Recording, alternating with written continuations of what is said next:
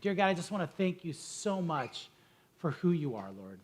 Lord, I just pray as we continue this Detour series, Lord, may you use it to really remind these students about who you are, Lord, and how to live a life that pleases you, Lord. Would you protect these students as they get ready for high school or get ready for 8th grade, Lord? We love you so much. In your name, amen. When I was in high school, I was 16, going into my junior year. I had got back from our summer camp, and I remember I was hanging out with my friends, and we were hanging out on my basketball court at my house, and we're hanging out there, and I remember my friends are like, Travis, do you know this one girl? And I'm like, I don't know. She's like, well, guess what? She likes you. Remember, she was at camp, and I'm like, who? The girl that was hanging out with these girls, and I'm like, this one? Like, no, the other one. And I'm like, yeah. Well, what do you think about her? I mean, she's cute. Like, well, she likes you. Travis, she likes you. Like, you need to ask her. And I'm like, well, I don't know. I don't know what I feel about her yet. And they're like, no, but you need to ask her out. And I'm like, well, I don't know. They're like, if you don't ask her out, then there must be something wrong with you because she's one of the most popular, most beautiful girls in our youth group. If you don't ask her out, you must not like girls. And I'm like, okay. And so I remember there was this pressure early on to want to date. So I ended up going, okay, well, I don't want them to think I don't like girls, so I guess I will ask her out, and we ended up dating 3 weeks. Okay, that's it, 3 weeks. But the reason I share that is high school, it's so crazy how there is so much pressure when you get in high school to date. There's pressure right now, even in junior high, for some of you to date. But especially when you get into high school, you feel like you better have that special someone, and you better date because everyone else is, and you're missing out, and so there's this pressure to want to date. And so what I want to talk today is I want to talk about dating. You see, we're continuing our series called the Detour series, and we're going to be talking about the Dating Detour. And here's the thing is, the reason why we're talking about detours is just like in a detour. I remember when I was coming down from LA to come home, and as I was getting home, they closed the freeway. It's like 1 a.m. in the morning, and they closed the freeway. And it was in the LA area, which if you know anything about LA, they don't have good on-ramps and off-ramps. See here, you get off on a street, and there's an on-ramp right there. No, you get off the freeway, you might get lost. And there was all these detour signs, and so I'm trying to follow the detour signs, and I already don't know how I'm going to get back to the freeway down the road. And all of a sudden, I missed a turn, and I ended up in East LA, like at 1 a.m. in the morning, and there was all these, like, gangsters on the side of the road thinking that if I break down, who knows if I'm going to survive. It was crazy. And eventually, after hours and hours, I made it back. And the reason why I wanted to give you that example is detours, if we take detours, one, it always is longer, it's more stressful, not always a good thing, and sometimes you never get back. And we're doing this series because in high school, there are going to be a lot of things that are going to be detours for you, that are going to take you off track of your relationship with God, and they might not seem like a big deal. But I had a lot of high school friends that took these detours, and some of them have a lot of pain because they went on these detours. Some of them look back and go, why did I make those mistakes? And then some of my friends, they never came back. They never came back to Christ because they allowed these detours to make a big deal in their life. And we want to talk about these detours. And today I want to talk about this dating detour. The dating detour, if we are not careful and we choose the wrong person, or if we do dating wrong, it can lead to a lot of pain, or people might end up never coming back to Christ. I still remember I had this friend who just had come to our youth group, and he was kind of this like good-looking, very like outspoken guy, and so a lot of girls liked him. He was kind of popular, but he was like a young Christian, and I was hanging out with him, and he liked this girl, and she was one of the more popular girls in our youth group.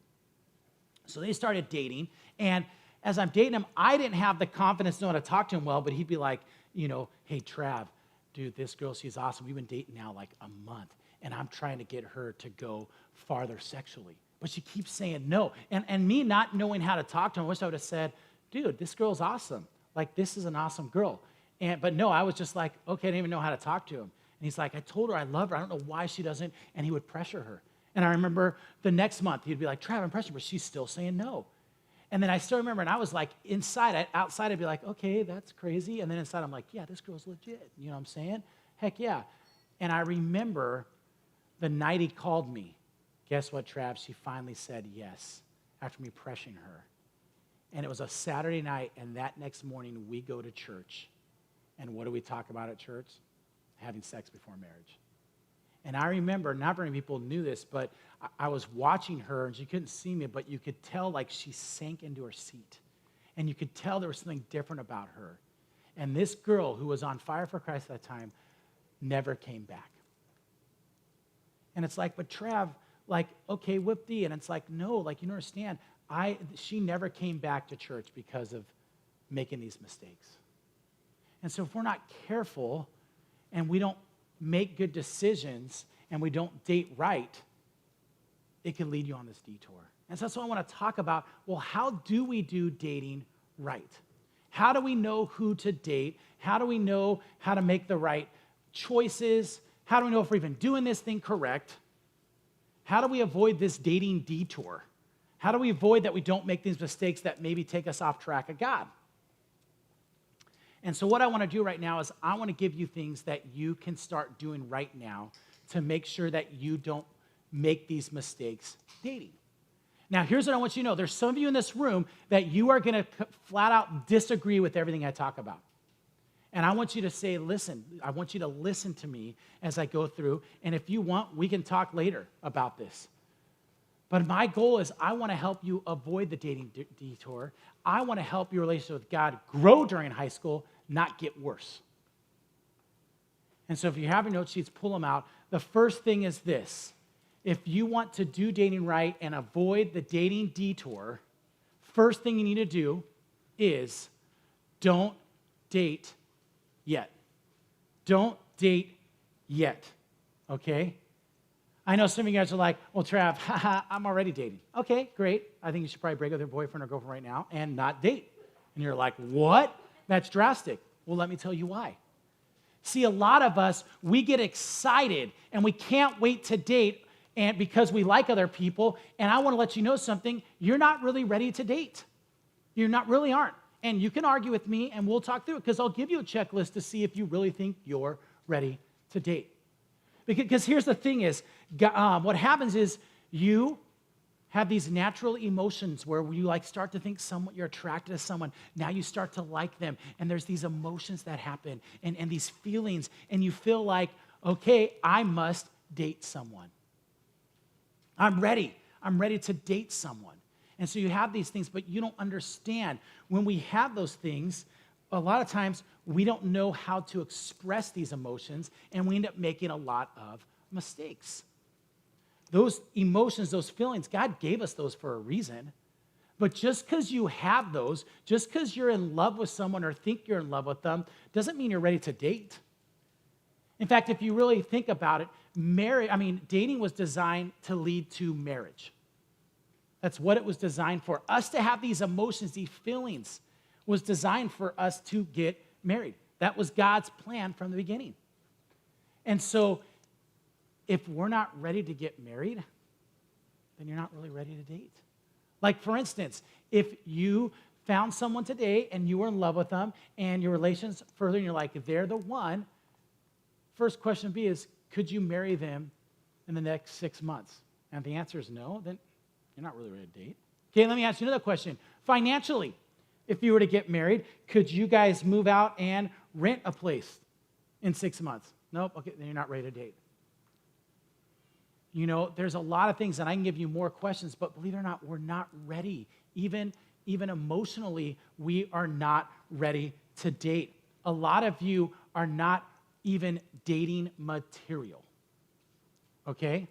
Because I don't know about you, but most of us in junior high and going into high school, we're selfish. We're insecure. We don't even know who we are yet. And we're struggling just getting to know us and what our relationship with God. And now you think we're ready to date? No. In fact, when I was growing up, I was told to have a list of what I want in a boyfriend and girlfriend. Okay? So a lot of you, Girls, you probably have already thought through a list of things that you have, like, this is the kind of boy I want, blah, blah, blah, and you have this list, right? And guys, you might have not have written it down, but in the back of your mind, there's kind of a list, okay? And let me tell you something. Actually, that list is a good thing. It is good to have a list of that. If I were you, though, the top thing on the list should be is I want them to love the Lord, okay? But you got your list, like they have to be cute, they have to be nice, they have to be athletic. I don't know what it is, okay? But you got this list, okay? But here's the point is, if you think about it and you look at that list, this amazing list, if you had that amazing person, you found them, and they're that legit because they check off all these amazing boxes, why would that person that's amazing want to date you? Because they also have a list. And they're like, this, and they're nice, and they're mature, and they know how to treat people with respect, and they're humble, and they're blah, blah, blah, blah, blah, this, and it's like, and they look at you and go, well, that's not you. And you're like, but I have my list, and that person on your list is like, heck no, am I dating you? Because a lot of times, we haven't worked on us. So you're not ready to date yet until you are mature enough, until you are ready, till you are dateable is, I guess, what I would call it.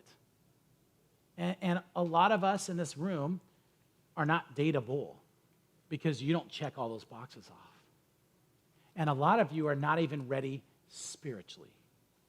A lot of you haven't even grown spiritually. You're not even ready spiritually. It says right here in 2 Peter 1, this is 1:8. I didn't put 5 through 8 because I couldn't fit it all in there, okay? But Peter is talking to the Christians. He said, guess what? You have this God that if you have a relationship with him, he comes inside, starts working on your life, and you get some promises. This relationship, this amazing relationship, and he starts saying, so here's the thing. If you have this relationship, you're really growing, which I'm encouraging you should be doing because I don't think you're ready to date even spiritually. He says, you need to work on this. And he says, you need to add to your faith knowledge and to your knowledge this. And he has this list. It's an amazing list. It's 2 Peter 1, 5, 6, and 7. And at the end he says, because the more you grow like this, the more productive and useful you will be in your knowledge of our Lord Jesus Christ. He says, guess what? The more you grow in this, the more productive and useful you will be. So guess what? That even works in your relationship with your future boyfriend or girlfriend. If you are working on these character qualities and you are becoming dateable and you're growing your relationship with God, guess what? You will now become productive and useful in your relationship. So the first reason, if you want to do dating right and you want to avoid the dating detour, I know it doesn't sound awesome, but you shouldn't date yet. Not yet. And some of you guys are like, well, Trav, when? When should I date? I don't know. Give me a time frame. I would say when you can check these boxes off. Could you get married soon? Could you afford to get married soon?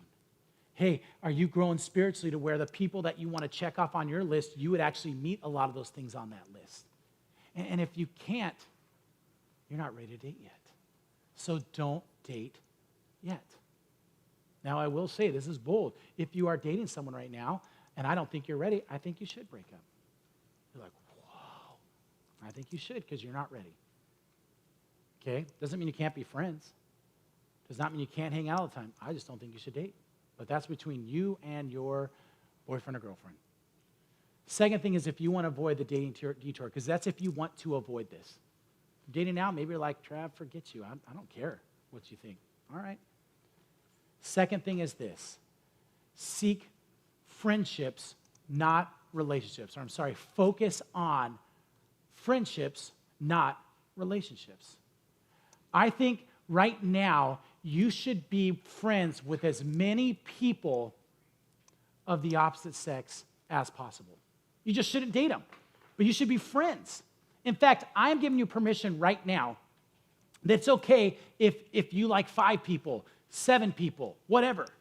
You're like, what? Yeah, like as many people of the opposite sex as possible. Just don't date them. Don't be flirting with all of them and then trying to date them all, but be friends with them all. Because actually that is a good thing. Because if you start to get friends with them, what happens is you start to understand what you like in a future husband or wife. So as I'm hanging out, so for instance, I remember in college, I liked 5 different girls. And I liked them all, and I thought they were all legit. They checked off the first 2 or 3. They're Christians that love the Lord. They're nice. They're above reproach, or at least people see them. There was a little list of mine, and they fit a lot of my top 3. So I started getting to know them and hanging out with them to see if they would complete the rest of my list. And sometimes hanging out, like I hung out with this girl, and I hang out with her, and we'd be hanging out with all these girls different times, not dating. In fact, sometimes I didn't even know I liked them. I would just be hanging out, talking to them, and I start getting to know them, and I go, oh yeah, but this girl, it's a couple things that I don't know if that's not part of the deal. I don't know if I could handle that. They're off the list. Hanging out some more with them. You know what? As I start to go to this girl more, there's things that, like, yes, they were all like, I was attracted to them. They fit this list, but I was slowly going, it's not. And as all of a sudden I got down, there was only one left. I thought, okay, this girl checks all my boxes. Now I'm going to go and ask her out. And I asked her out, and I am now married to her. And the thing is this, now, didn't mean that we had to get married, but here's the thing is a lot of people, when they date, they don't know anything about those people, and they start with, oh, I want to get to know them. Well, you don't have to get to know someone of the opposite sex by only dating them. Because most people get to know someone by dating them, and what happens is they don't like them. Or there's something annoying about them, so what do? They break up with them, and break up hurts. Or some of us, we're afraid to break up because we have created relationships. Like the first girl I dated, when I broke up with her, it was hard because I had become friends with her parents, and they loved me because I was the golden child, and now I was nervous to break up with her because they like me. Oh, crud, what if they don't like me? And I struggled with that, okay? But I never should have dated her in the first place.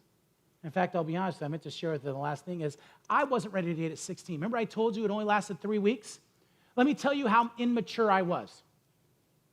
And where you guys are probably the same way is I was so mature that the reason I broke up with my girlfriend at 16 was because she cut her hair and I wasn't attracted to her anymore. Is that sad? Okay, so you can all look at me and go, Trap, you are lame. That's harsh. But you know what's funny? Is it was harsh, but that's how immature we are. So all of you date, but the reason you break up is just as immature as that. It's just a little different, sometimes even more harsh. Because we're immature. And because we aren't ready to date. And so if we are seeking friendships, not relationships, it is going to be healthier for you. You can find out what you like about the opposite sex so that you can create this list so it's easier to go, that is the one.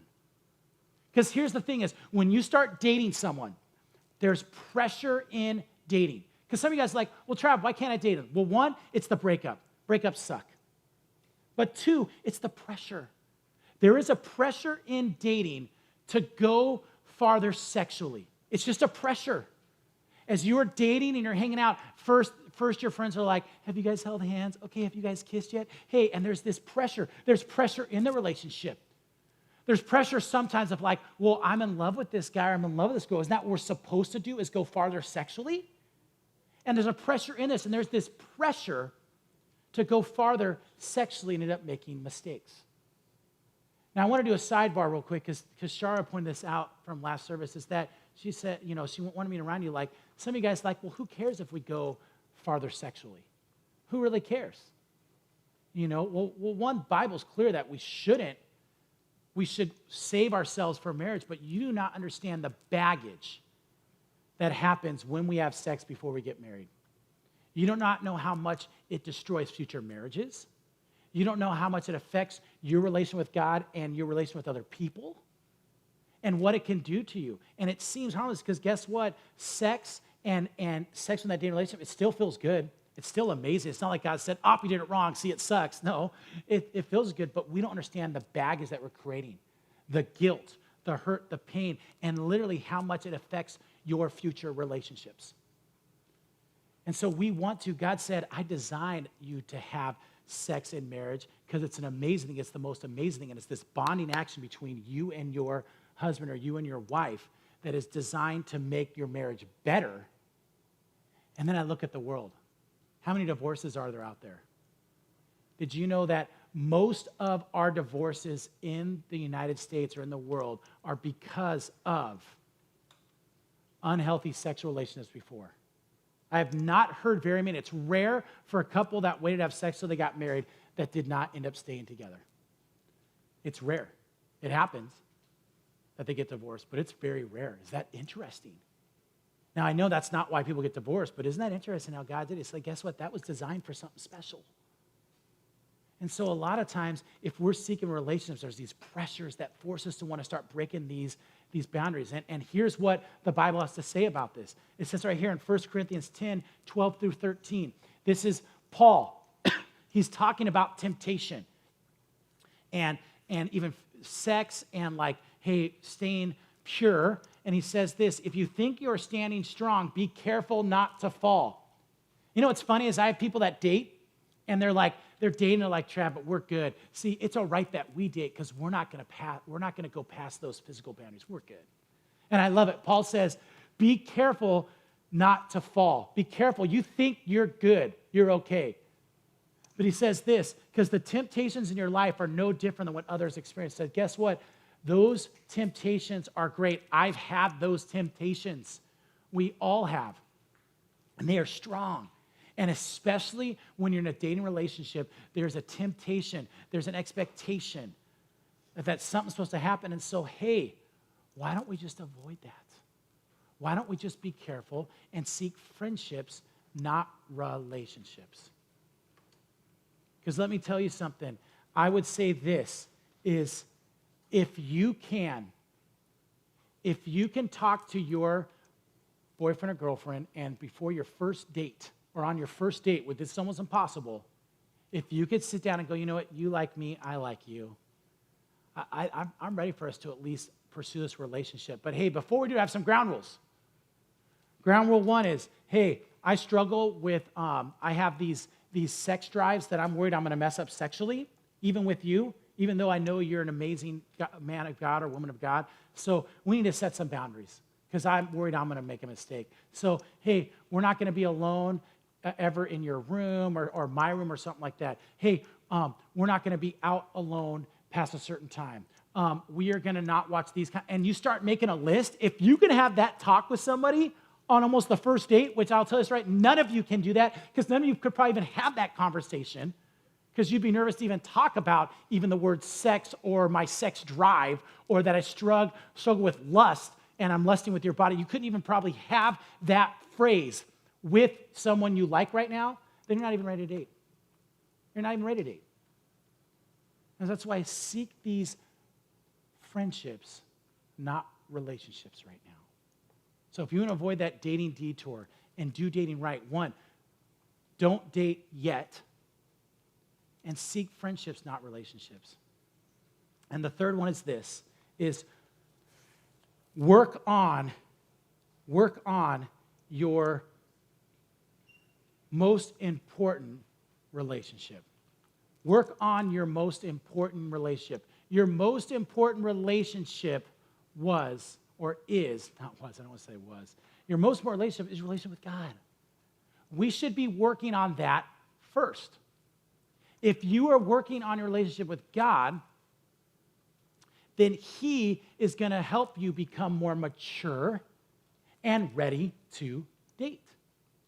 The more you work on that, the more that you're focused on growing spiritually, the more you're focused on your life and going, God, I'm jacked up. I have all these things I need to work on. As you are working on that, guess what starts to happen is God will start to make you more dateable, and God will start to work on you where you'll be able to have healthier dating relationships.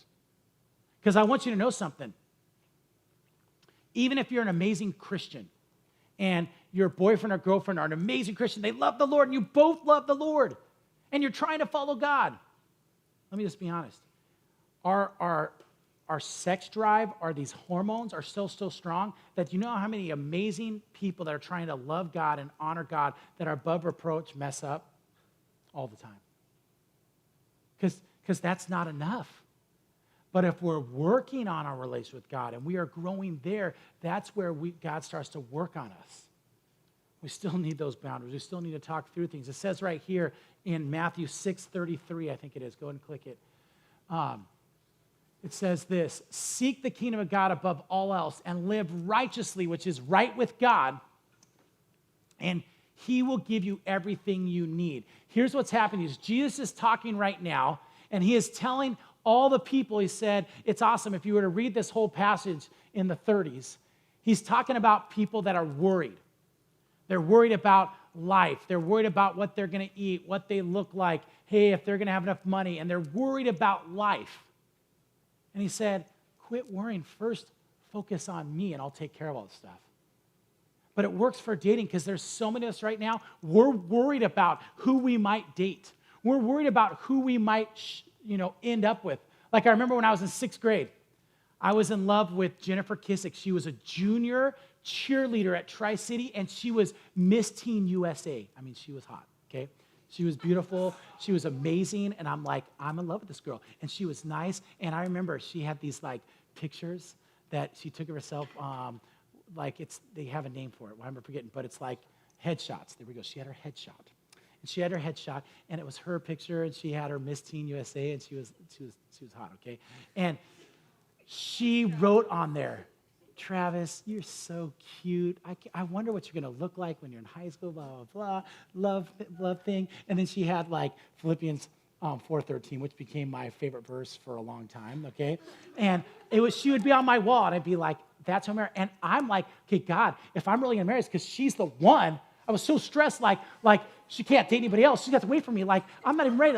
I would be stressed about this, okay, in 6th grade. Yeah. I was stressed about that. I'm being honest, I'm being vulnerable with you, okay? I'm opening up, okay? So, but here's the thing is, it's just because I was worried about that, there's so many of us that are worried about that. We're worried about who we're going to marry, who we like, but what if they like someone else? Well, let me tell you something. If someone you thought you're supposed to end up with and be married to likes somebody else, I want to tell you something, and I want to help you. God probably has someone way better than them for you. Way better. And it's funny. We're like, but he's so cute. You understand? He's amazing. And this is where you are. And all of a sudden they date someone else, and you're like, my life's over. And God's like, are you idiot? I have someone like this for you. That one's like crap. That person's crap compared to who I have for you. I'm serious. And so God says, don't worry, seek me first. Seek me. Start working on a relationship with me. Start working on a relationship where I'm growing you. And then you'll worry about it later. Because then I'm going to make you dateable. And guess what? I'm going to give you someone amazing. Because he has someone. But I would get caught up because I was worried that, what if somebody dated Jennifer? And God's like, Trav, I got someone way better. Better than Miss Teen USA. And he's like, yes, Trav, better than Miss Teen USA. And he has some amazing, but you need to do it right. Because God wants to do some amazing things through you. But he says, hey, seek me first. Seek me first. We need to start working on our most important relation with God. And then we can worry about dating. Some of you guys are like, Trav, thanks, but this is stupid. It's like, listen, I'm just trying to tell you what God's plan is for you and how you can make dating better. But it's going to be your choice what you choose to do. And I want you to know, through my life of working in ministry and all that, most people who walk away from God in high school has to do with how they did dating. Who they decided to hang out with and how they did dating. And the most people that walk away from God that might never come back, isn't it interesting? A lot of times it comes back to this topic. But that's between you and God. I just want you to do dating right and do dating and be better at it and avoid that dating detour. But that's going to be between you guys. So my challenge for you is this. Work on your most important relationship first, and then you're going to start becoming more dateable. That'd be my challenge right now. Don't worry about dating right now. Don't date yet. Have as many friends of the opposite sex as possible. Just don't date them. And then work on your relationship with Jesus Christ right now so that you'll become dateable. Because I will tell you this, you work on a relationship with Jesus Christ, and this is true. There's a lot of people in high school, people are like, well, they weren't as cool. And when all of a sudden they become adults, everybody wants to date them. And it's funny on high school, you're so worried about being popular, but it's like, the people that are popular in high school, I just don't want to, I got to be careful how I say this, but they end up being losers. They end up being, I don't know why, but I can give you the list.